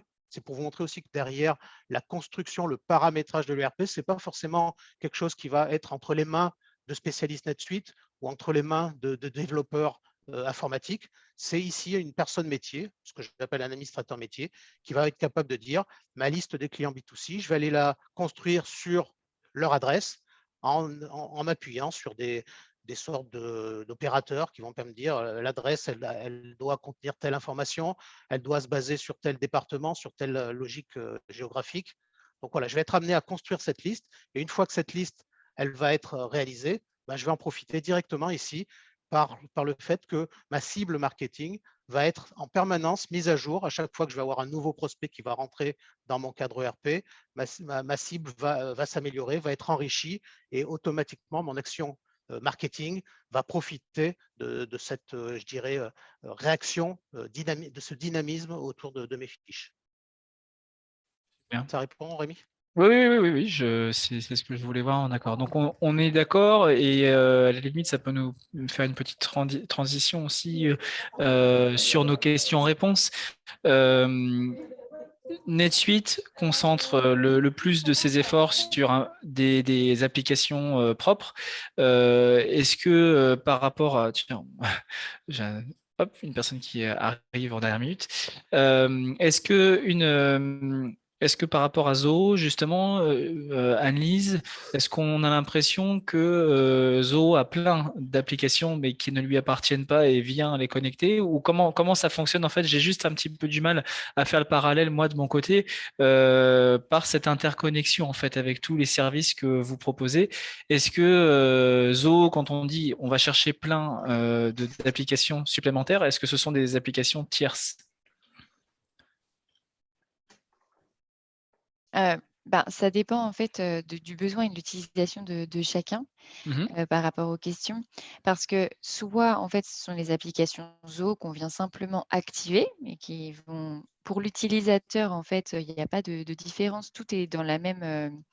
Là, je peux pas, il faudrait vous montrer une démonstration pour que ce soit peut-être un petit peu plus clair, mais ce sont simplement des fonctionnalités qu'on vient rajouter, comme je vous disais, un petit peu une brique Lego, quoi, qu'on vient là. Après, c'est au niveau des abonnements et du paiement. Quand on est sur un abonnement tout compris comme celui dont Johan parlait, c'est simplement des activations, en fait. C'est pas du surcoût, voilà, on active, on vient rajouter au moment où on en a besoin. Et puis après, si par contre on utilise d'autres outils aujourd'hui qu'on ne souhaite pas changer, du coup, on va pouvoir venir les intégrer et les rajouter en supplément de Zoho. Je ne sais pas si ça répond à la question. Si je peux me permettre, moi, Annelise, Oui. je comprends bien et elle a tout à fait raison. En fait, on a un peu tous les éditeurs aujourd'hui ce schéma-là, c'est-à-dire qu'on a un socle technologique sur lequel il y a des applications qu'on peut au fur et à mesure venir déverrouiller. Et enfin, je crois, Annelise, que des modules, plus des modules, du coup. On est plus sur de la notion de module. C'est un socle que tu viens élargir au fur et à mesure en fonction de tes besoins. Tu vois, si tu as des besoins spécifiques sur la prod, on peut y aller. Si tu as des besoins particuliers sur le CRM, par exemple, Annelise, on peut parler de CPQ, qui est un outil de configuration de propositions commerciales assez poussé. On va pouvoir aller chercher des choses additionnelles et si j'ai bien compris, dans Zoho, tu as tes applicatifs que tu peux aller chercher, tu as des applicatifs que tu peux construire. NetSuite est construit un peu de la même façon. On a ce qu'on appelle le Suite Apps, qui est une banque d'applications que l'écosystème et ou NetSuite construit pour pouvoir mettre à disposition de façon gratuite ou payante à ses utilisateurs en fonction des besoins. Ça peut être des besoins de field service, ça peut être des besoins d'analytics plus poussés, ça peut être des besoins de signature électronique, ça peut être ce genre de choses-là. On a tous à peu près le même aujourd'hui. À partir du moment où tu as un éditeur SaaS, comme je pense que Zoho l'est aussi nativement, j'ai l'impression que c'est né dans le cloud, Zoho. C'est ça, un peu comme nous. Tu as ce fonctionnement-là qui est en fait un peu consumériste, c'est-à-dire consommation à l'usage d'une application. Et l'idée derrière cette typologie d'éditeurs, c'est de dire je fais des applications qui vont correspondre à du fonctionnel nécessaire pour mes clients, qui vont leur apporter du bénéfice, que ce soit en rapidité, que ce soit en infrastructure, que ce soit en ROI, contre effectivement une rémunération et à l'usage, à l'utilisateur et à l'usage. Voilà, c'est un peu la philosophie des gens comme nous, quoi. Alors justement, il y a un truc qu'on n'a pas abordé chez NetSuite, c'est le prix. Est-ce que je crois que Zoho en a une aussi, mais est-ce que tu peux nous expliquer, Paul, est-ce que vous avez une période d'essai? Comment se passe l'onboarding? Voilà. Et est-ce que tu peux nous décrire un petit peu ce processus d'onboarding commercial chez NetSuite? Je suis désolé, Rémi, ça a coupé, je n'ai absolument rien entendu. Je recommence. Tu Non, m'entends? je déconne. Non, mais je déconne, j'ai bien entendu. Ok, donc tout est gratuit chez NetSuite. Si vous avez besoin d'utiliser un logiciel gratuit, vous passez par Paul et il sera ravi de payer et de ne pas être payé lui-même. Exactement. On fait ça par obédience, puisque par C'est ça. Alors, nous avons, contrairement à, comment dire, à peut-être d'autres éditeurs, enfin quelques autres éditeurs, une approche qui est assez différente. En fait, nous, on va capitaliser sur plus de 20 ans d'expertise et d'expérience sur ce qu'on appelait tout à l'heure les flux des utilisateurs, donc les best practices. Donc, très rapidement, ce qu'on va faire, c'est qu'on va rentrer dans l'analyse des flux des clients pour pouvoir apporter très rapidement une vision de retour sur investissement. On n'a pas de version d'essai. On n'a pas de try and buy comme peut avoir d'autres grands éditeurs. Par contre, on a une méthode, ce qu'on appelle une méthode Stairway dans le cadre d'un Suite Success. Donc, Suite Success est une méthodologie d'accompagnement de nos clients. Et là, je le répète, de clients qui font quelques centaines de milliers d'euros jusqu'à des clients qui font plusieurs centaines de millions d'euros. Ceux qui font des 1000 ou 10 000 euros, ils ne sont pas les bienvenus du coup. Mais nous on discute avec nous. Je te taquine. Non, bien sûr. Après, s'il y a un retour d'expérience French Tech Rouen, vous pouvez peut-être aller voir des gens comme Yeswiak qui voilà, utilisent nos produits. C'est peut-être eux qui seront mieux placés pour voilà, en parler. Tout à fait. Mais donc, du coup, vas-y, Saïdou. Oui, non, pour bien comprendre, en fait, vous faites l'analyse de nos besoins et vous revenez avec les données que vous allez récupérer chez nous et nous faire une proposition de prix. Exactement. Après, comment dire, on n'a pas 30 000 clients avec des tarifs déconnants. On a une cible qui est avouée, qui sont les. Merci Bruno, merci pour ta participation. Merci Bruno. On a une cible client qui est orientée startup scale-up, avec une tarification adaptée aux startups et aux scale-up, des fonctionnalités aussi adaptées, des best practices qui sont adaptées. Comme on vous le disait, on a aujourd'hui la moitié des licornes françaises qui sont clients chez nous. On ne les a pas toutes acquises à partir du moment où elles faisaient des valorisations de dingue.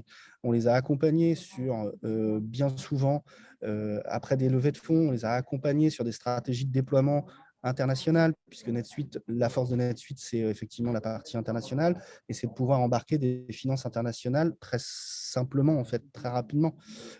Voilà, tous ces éléments-là sont en cohérence avec l'âge, la maturité des structures avec lesquelles on échange, c'est en cohérence avec une vision, puisqu'en fait, un ERP ne s'achète pas pour ce que vous faites aujourd'hui ou ce que vous faisiez un peu hier. Il s'achète pour ce que vous faites un peu aujourd'hui et surtout là où vous allez demain. Et par rapport à ça, on a de la pertinence pour des sociétés qui visent une croissance forte, scalabilité, bien souvent ont un business model qui s'applique à l'international et pour lesquels, dessus, on est comme Zoho, on a les data centers qui vont bien, on a la flexibilité qui va bien, on a le coût à l'usage, et tout ça, c'est cohérent avec cette façon de penser qu'ont les startups. Justement, en parallèle, Anne-Lise, toi, comment tu adresses justement un nouveau client? Comment ça se passe de ton côté? Alors, chez Zoho, du coup, Zoho propose une période de test gratuite, donc dans la meilleure version des outils. Donc, Mhm. les outils seuls, vous avez 15 jours de test gratuitement avec toutes les fonctionnalités, donc que vous pouvez utiliser, etc. Et à la fin de cette période, vous choisissez ce que vous souhaitez faire. Tout ce que vous aurez fait ne sera pas perdu. Vous pourrez continuer en fonction de vos besoins. Et puis, pour les applications, quand elles sont seules, utilisées seules, elles ont une version gratuite, sans limite dans le temps, limitée en fonctionnalité, mais il y a une version gratuite pour toutes les applications, toujours dans le but pour Zoho de vous proposer des outils évolutifs et qu'au début, vous avez peut-être des petits besoins, des petits moyens et que progressivement, vous passerez à d'autres versions. Ça, c'est l'objectif de Zoho. Sur l'offre dont on parlait, là, à partir de 37 € par mois, c'est une offre complète. Il y a 40 applications à l'intérieur. Donc, il y a 1 mois de test sur cette offre-là qui peut être prolongée. N'hésitez pas à m'appeler et puis on pourra faire le nécessaire de 15 jours en général. On peut prolonger. Et puis après, c'est à vous de souscrire à cette offre si elle vous convient. Rien n'est perdu. Si vous choisissez, vous continuez avec ce que vous avez déjà fait et en fait, c'est comme si vous aviez eu 1 mois gratuit au départ. Soit vous arrêtez tout, vous récupérez toutes vos données et puis pas de problème. Et après chez Zoho, il n'y a pas d'engagement, donc c'est sur des abonnements mensuels ou annuels. Et puis, voilà, vous pouvez ajouter des utilisateurs, bien sûr, en retirer, arrêter l'abonnement, le reprendre 6 mois après. Voilà, on fait ce qu'on veut. Super. On est sur la fin de la session. Je l'ai mis dans le chat, mais est-ce que certains d'entre vous, Saïdou a déjà pris naturellement le pas? Est-ce que d'autres personnes, est-ce que Saïdou ou d'autres personnes ont des questions justement? Profitez-en. On va finaliser justement là, sur les 5 dernières minutes pour pouvoir poser les questions. Vas-y Saïdou. Oui, j'en ai une, en fait, savoir si la période de test peut être étendue pour les membres French Tech. Alors, il y a pas de en fait, chez Zoho, il n'y a pas trop de problème là-dessus. On peut pas Ça dépend sur combien de temps vous voulez étendre, la période de test. Avis, avis. Dis-moi. Ah oui. Ouais, c'est possible. Ce serait tellement bien. Oui. Après, non, oui, il y a pas de on peut prolonger la période de test, comme je vous disais, par période de 14 jours, mais ça, je peux pas le faire indéfiniment. Parce que voilà, au bout d'un moment, Zoho demande à ce que ce soit validé, surtout sur l'offre là dont on parle avec 40 applications. Ils acceptent bien sûr qu'on prolonge parce que vous ne pouvez pas tester toutes les applications. Déjà, c'est compliqué, mais vous ne pouvez pas tester toutes les applications en seulement 1 mois et puis vous avez d'autres choses à faire. Donc on comprend bien que vous n'êtes pas tout le temps H24 sur les outils. Donc ça, il n'y a pas de problème. Mais après, on ne peut pas prolonger indéfiniment. Je pense qu'au maximum, mes clients, en général, ils ont 2 mois de test et puis voilà. Et après, Dans les 2-3 mois pour appréhender toutes les applications, se rendre compte, aussi avoir un retour dessus, etc. Je pense que c'est nécessaire. Après, je vais me faire l'avocat du diable parce que je suis aussi un éditeur SaaS. Saïdou, si à un moment donné, il faut aussi que l'utilisateur s'engage et tant qu'il ne paye pas, il a toujours tendance à repousser à la semaine suivante, puis la semaine suivante, puis la semaine suivante et finalement à jamais vraiment se pencher sur le sujet. Et là, ça va ravir Anis et Paul. L'idée, c'est vraiment justement de se dire, oui, j'ai une période de test. Moi, très sincèrement, je suis dans ma 2e période de test chez Zoho. La première période, je l'ai quasiment pas faite. J'ai juste regardé vite fait tout seul comme un grand. Et je me suis reconnecté sur une autre session, comme beaucoup d'autres le font, j'imagine. Mais voilà, je suis moi-même tombé dans le vice de certains de mes clients, c'est-à-dire j'ai une période d'essai, je m'engage pas, je vais pas au bout. Et c'est là que c'est intéressant justement d'avoir une analyse ou un pôle ou une pôle aussi qui puisse vous accompagner justement sur les questions que vous pouvez avoir. Ouais. Et je pense que toute période d'essai doit être motivée aussi un peu et de se dire oui, on va peut-être pouvoir vous accompagner. Par contre, il faut aussi que vous, de votre côté, vous baladiez pas les gens. Et pour moi, c'est du gagnant-gagnant dès le début, quoi. Il faut que ça soit du gagnant-gagnant dès le début. Je me permets, Rémi, pour ce qu'on pense être, nous, la bonne approche, effectivement, c'est un prospect qui nous donne les problématiques auxquelles il doit faire face et ses pain points. On comprend que nos prospects ont besoin d'être rassurés sur la façon dont on peut répondre à leurs problèmes. Là-dessus, on a des experts comme Bruno, mais surtout, on a des clients. Et on n'a aucun problème, nous, à ce que vous puissiez échanger avec nos clients vous partagez vos problématiques, vous partagez vos besoins de grandir, vos objectifs. Vous n'êtes pas tout seul. Les problèmes que vous avez aujourd'hui, il y a des centaines, voire des milliers de sociétés qui les ont eus et d'autres qui les auront aussi. Et peut-être que demain, vous serez dans cette position où quelqu'un vous appellera pour avoir votre retour d'expérience. Quand vous allez essayer une voiture, des fois, ce n'est pas forcément convaincant. Par contre, si vous discutez le dimanche midi avec des gens en qui vous avez confiance que telle et telle voiture, ça vous a plu, désolé pour le parallèle avec la voiture, hein, des fois, ça peut peut-être vous rassurer, voilà, parce qu'il y a un autre discours. Et je pense que nous, c'est la position qu'on a pris de ne pas faire de proposition de produits parce qu'effectivement, à l'essai, puisqu'effectivement, Rémi l'a dit, on peut tomber dans ces travers et surtout, nous, très clairement, des sociétés qu'on rencontre, elles n'ont pas le temps de faire des tests. Elles n'ont pas le temps. Il faut qu'elles se focalisent sur leur business, il faut qu'elles se focalisent sur leur croissance, il faut qu'elles échangent avec les VC, elles n'ont pas le temps. Elles n'ont pas le temps. Ce qui est important aussi, peut-être aussi, Paul, Annelise, est-ce qu'on est sur des offres avec engagement? Paul, tu l'as brièvement contourné le sujet, tu as dit quelques dizaines d'euros. 90 euros, c'est quelques dizaines. 10 euros, c'est quelques dizaines aussi. Donc, on est plutôt plus près de 10 ou plus près de 90. Pour commencer, tu vois, ce qui est important, c'est je commence à combien chez NetSuite et est-ce que je pars sur un engagement à vie ou est-ce que j'ai la liberté de pouvoir en sortir? Non, mais c'est un vrai sujet. C'est vrai sujet, voilà. la propriété de la donnée. Déjà, il faut savoir qu'effectivement, comme Zoho, nous avons des data centers qui sont en Europe. Donc déjà, la donnée de nos clients est là. Et depuis le mois de novembre dernier, nous avons un data center en France. Nous allons, dans les semaines, quelques mois qui viennent, pouvoir domicilier tous nos clients NetSuite français à Marseille, en France. Ça, c'est le premier point. Ensuite, sur la partie tarifaire. Si je prends le coût d'un utilisateur NetSuite dans lequel vous retrouvez la partie CRM, tous les flux de gestion commerciale, quelques flux d'entrepôt, quelques flux de fabrication ou assemblage, la comptabilité, puisqu'il y a une finance, c'est une finance NetSuite. Okay, on ne va pas vous demander d'enregistrer des écritures comptables, mais en tout cas, de mettre des écritures comptables à la main, ça s'enregistre automatiquement, voilà, il y a des flux, tout ça. Mais il y a ça, plus toute la partie KPI. Voilà. On a vraiment un fonctionnel que je vous ai montré tout à l'heure assez large. Par utilisateur, on a 90 euros par mois. Okay. Engagement de nos clients sur une année, minimum. Okay.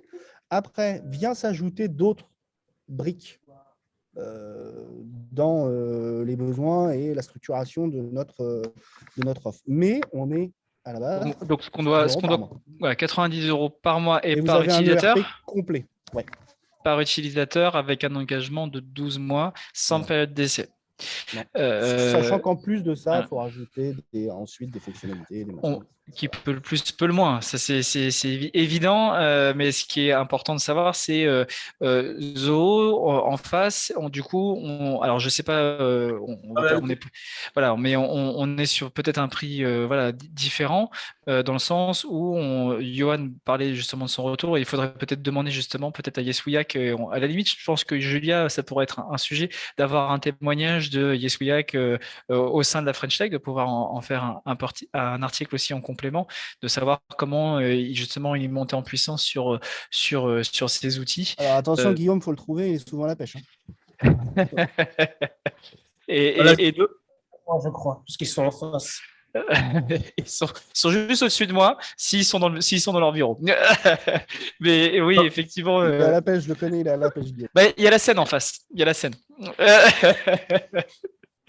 Pour revenir sur ce que vous disiez juste avant, je poserais bien la même question à Annelise pour savoir justement par rapport à leur offre s'il y a un engagement ou si on est libre à la limite de s'engager tout de suite, mais de quitter si on n'a plus, si on n'y trouve pas réellement d'intérêt à rester chez vous tout simplement. Bien sûr. Alors, nous, comme je vous disais, il n'y a pas d'engagement chez Zoho. Donc, il y a un abonnement mensuel qui est un tout petit peu plus cher parce que les 37 euros dont on vous parlait, c'est pour un abonnement annuel. Bien que l'abonnement annuel, vous payez votre année, mais si vous arrêtez au bout de 6 mois, vous pouvez avoir un remboursement de la part de Zoho des 6 mois que vous n'auriez pas utilisés. Donc, ça, il n'y a vraiment pas d'engagement chez Zoho. Et quand vous prenez un abonnement mensuel qui est du coup plus souple parce que vous payez vraiment mensuellement. Ça vous revient à 45 € par mois, c'est un petit peu plus cher, mais là, vous pouvez payer un seul mois et arrêter le mois suivant, reprendre dans 6 mois, etc. Il y a vraiment pas d'engagement chez Zoho, ils ont pas de problème avec ça. Même si vous arrêtiez en cours de mois, à la limite, vous pourriez demander un remboursement de leur part.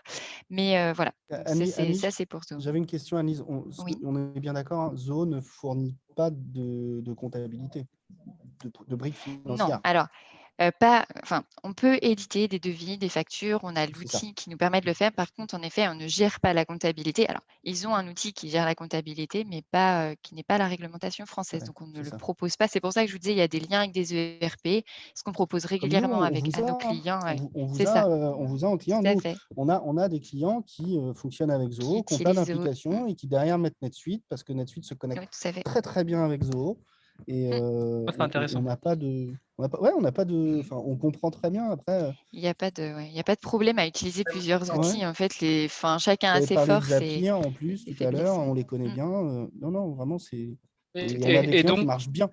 et, Et pas oui, et donc Annelise pour l'accompagnement, et après on va s'arrêter puisqu'il est 11h35 oui, on va libérer tout le monde. Mais voilà, et donc au niveau de l'accompagnement, ensuite, donc on a compris sur l'abonnement, et au niveau de l'accompagnement, comment ça se passe? Ça dépend en fait, de vos besoins, puisque vous avez accès aux fonctionnalités. Comme le disait Johan, tout à l'heure, et vous avez la main pour tout mettre en place, en fait. Donc vous n'avez pas forcément besoin de faire appel, à des sociétés comme la nôtre. Mmh. C'est juste ça vous demande peut-être un petit peu plus de temps.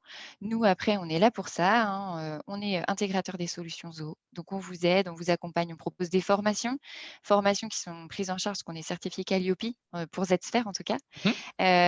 Que vous pouvez prendre en charge en fait par vos organismes pour, vous aider sur, les fonctionnements et cetera. Ça dépend de vos besoins, de différentes briques dont vous aurez besoin. Par exemple, sur le CRM, pour vous donner une idée, pour des startups, on est à entre 3 à 5 jours de mise en place, de A à Z jusqu'à la formation. C'est très rapide, ça va assez vite et voilà. Après bien sûr, on peut rajouter des journées si en fonction des briques, que vous souhaitez. Mais voilà, c'est le CRM qui demande, on va dire, le plus de temps. Donc pour vous donner une petite idée, en fonction des besoins, ça pourrait être, revu. Mais en gros, c'est ça pour la plupart de nos clients. Et puis pour rebondir tout à l'heure sur les tests, oui, vous n'avez pas une période de test extensible. Par contre, ce qu'on vous propose aussi, et je pense que pour, NetSuite, Oracle, c'est pareil, c'est des démonstrations où nous, on est, vraiment dans l'outil, on vous montre comment ça fonctionne. C'est pas propre à votre utilisation, mais au grand nombre d'utilisations et déjà, les clients, ils commencent par là parce que ça leur donne une idée. Ils n'ont pas testé, mais ils ont vu, comment ça fonctionnait, les différents liens et cetera. Ça donne une première idée pour tester et puis pour aller plus vite après dans les tests, parce que c'est vrai que, bah, les versions de test, elles sont pas extensibles. Donc c'est des choses aussi, je pense que c'est proposé aussi par NetSuite, mais ça peut, vous faire gagner du temps. Super, Ouais. merci beaucoup. Je veux juste finaliser une petite chose parce qu'Annelise, elle a mis le point sur quelque chose. L'intégration est un point important chez nous aussi, hein. On a effectivement, je vous prends l'exemple d'un client que certains connaissent peut-être, qui s'appelle Chef Club, qui avait besoin de la mise en place d'un flux complet de CRM, compta franco-française, enregistrement des transactions, lien avec le site web, plus KPI. On est entre 15 et 20 jours de travail quand même pour ce bloc complet avec une dizaine, 10, 15 utilisateurs sur la solution, quoi. C'est une approche un peu différente Ah oui. sur laquelle je vais être transparent.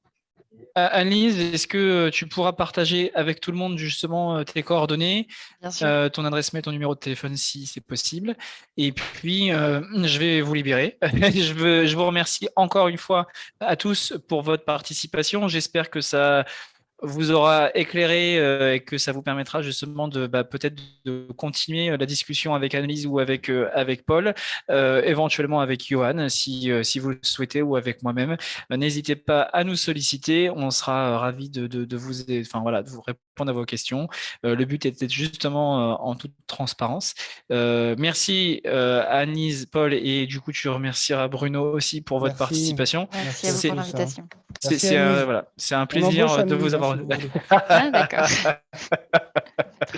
Il est J'y bête. penserai. Il est bête. Oh, je suis sérieux. Je vous appelle. D'accord. En tout cas, je vous souhaite à tous une très bonne semaine, une bonne journée ensoleillée, et je vous dis à bientôt. sur la French Tech.